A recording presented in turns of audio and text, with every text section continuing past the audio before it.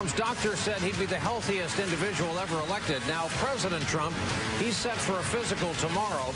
We have all of it as the 11th hour gets underway on a Thursday night. Well, good evening once again from our NBC News headquarters here in New York. Day 357 of the Trump administration. And on so many previous nights, if you're among our regular viewers, you know we've reported on what's been described as surprising or even shocking comments from this president. But tonight, we begin with a report of truly astonishing, offensive, and racist remarks attributed to the commander-in-chief of this nation.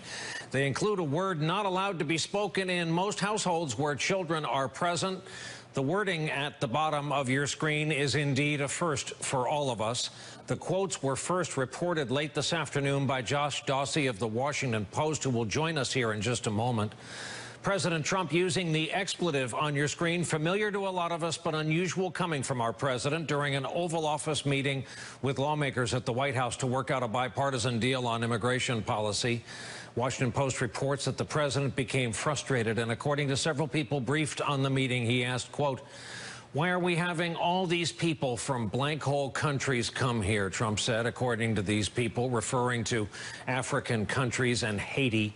He then suggested that the United States should instead bring more people from countries like Norway.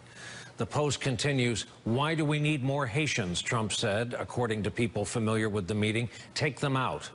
Our NBC News colleagues, Casey Hunt and Ali Vitale, report that a Democratic aide briefed on the meeting also confirmed the president's remarks. Here is how the White House responded to the reporting tonight without a denial, notably, quote, "Certain Washington politicians choose to fight for foreign countries, but President Trump will always fight for the American people. The president will only accept an immigration deal that adequately addresses the visa lottery system and chain migration, two programs that hurt our economy and allow terrorists into our country."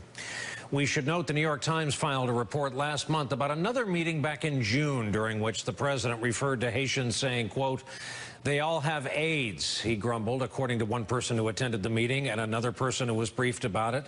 He's also reported to have added about Nigerians, once they had seen the United States, they would never go back to their huts in Africa, recalled the two officials. The White House denied those comments at the time.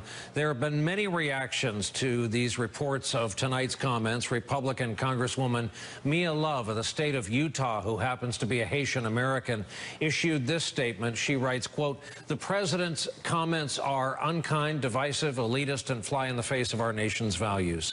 This behavior is unacceptable from the leader of our nation. My parents came from one of those countries, but proudly took an oath of allegiance to the United States and took on the responsibilities of everything that being a citizen comes with. The president must apologize to both the American people and the nations he so wantonly maligned." This came from the Congressional Black Caucus. Quote, "President Trump's comments are yet another confirmation of his racially insensitive and ignorant views.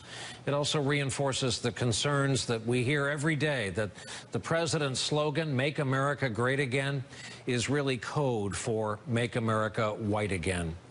Let us turn to our leadoff panel for a Thursday night. Josh Dawsey, White House reporter for the Washington Post, who again broke this story this afternoon.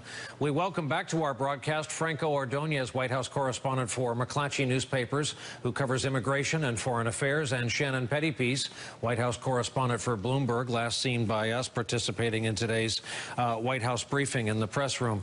Josh, walk us through your reporting and set the scene where this quote occurred.